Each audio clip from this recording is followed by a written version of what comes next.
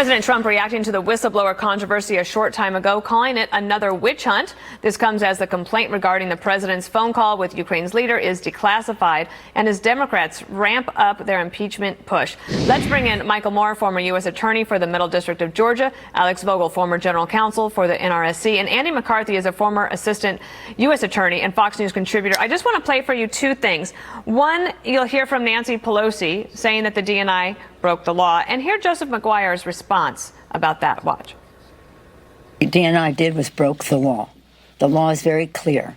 The DNI shall convey the complaint to the intelligence committees, not the whole Congress, to the intelligence committees. In my nearly 4 decades of public service, my integrity has never been questioned until now.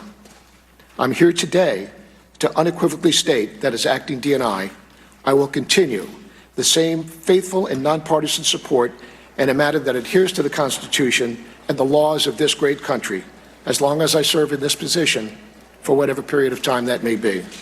Andy, the Speaker was quite emphatic. She said that the DNI broke the law. Did you hear anything in the hearing today that would lead you to believe that? No, I think she's just wrong.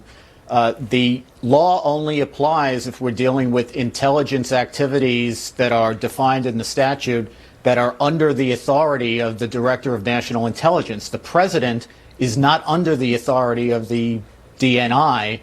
By its own terms, the statute doesn't apply to the President. And as a matter of black-letter constitutional law, the Congress can't enact a law, the operation of which attrits the President's constitutional authority. If you want to erode the President's powers, then you have to amend the Constitution. They can't do it by a statute, but this statute doesn't even purport to do it.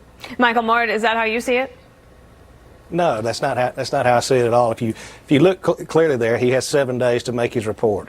I mean, if we take the theory that, in fact, the President could do no harm, he's not governed by this, that the whistleblower complaint wouldn't apply, then we've got a king. And I don't think it takes much in the way of political history to know that we didn't want a king. We wanted somebody who was accountable, and that's why we had the 3 branches of government. That's why there's a provision for the whistleblower complaint to be turned over. You had the IG who said, look, this thing is urgent, it's credible, I think we need to move forward, and he turned it in. What's particularly troublesome to me is that the DNI goes back to the White House to find out more about what to do. That's telling, and I think we're just starting to see the beginning of the story. We're going to see an unraveling here of the administration's position. But to suggest that the president is never accountable, or to suggest somehow that a whistleblower can't give information that it affects national security. What if he had heard the president saying, "Hey, Vladimir Putin, here are the nuclear codes"? Okay, well, we just supposed to say, "Look, that wasn't in the transcript, for sure." Well, not in the transcript, but I mean, at some point, they've got to be accountable. I mean, so that's why there's this process of 7 days to go to the committee. McGuire was there testifying today. McGuire said this about the whistleblower. If we could listen to this sound quickly, and Alex, I'll get you in here. I want to also state my support for whistleblower and rights and the laws. Whistleblowing has a long history in our country, dating back to the Continental Congress. This is not surprising, because as a nation, we desire for good government. Alex, the whistleblower, identity not known. We might know it in the future, but so far has the support of the intelligence community. Well, and I think that's an appropriate presumption in this context. Look, I think the DNI did a good job today, was quite a credible and powerful witness. What's interesting here is, and you've got this reference to, well, what if you put out the nuclear codes? Look, the fact that the DNI expressed support for the process of allowing whistleblowers to come forward, it's all the more remarkable that the speakers out there are saying he broke the law. First of all, apparently, in her view, everyone broke the law in this one, number one. Number two, we're having this conversation. They had a hearing today. The whistleblower report is actually out there. So I'm not sure how that's an issue, number one. Number two, what I find really remarkable is the level of deference that's being given to allegations that by the admission of the whistleblower were third hand. Alex, if I could just stop you there before we go. Andy, I did want to get your take on the whistleblower protection issue.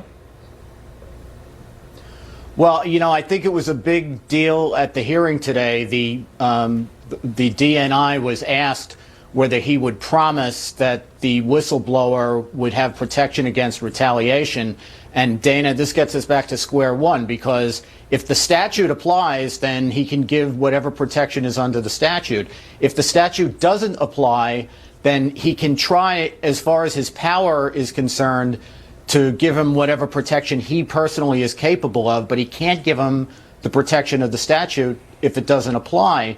And I just want to note that I didn't say that the president was a king. I said this statute does not apply.